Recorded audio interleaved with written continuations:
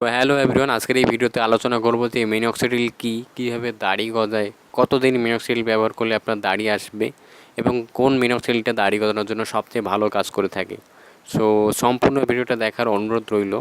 তো মিনক্সিডিল কী এবং কীভাবে কাজ করে। বেসিক্যালি মিনক্সিডিল একটা মেডিসিন যেটা টাক মাথায় চুল গজানোর জন্য ব্যবহার করা হয়, কিন্তু বর্তমানে দাড়ি গজানোর জন্য বেশ জনপ্রিয় হয়ে উঠেছে এই মেডিসিনটা।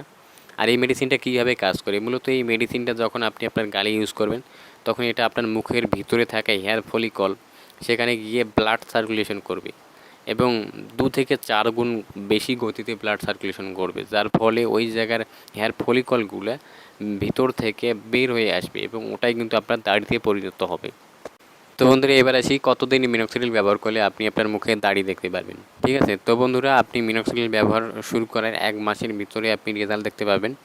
1 মাসের ভিতর আপনার মুখে ছোট ছোট কালো হেয়ার বের হবে এবং 3 মাস পরে এই হেয়ারগুলো দেখবেন যে একদম বড় বড় হয়ে গেছে। ঠিক আছে,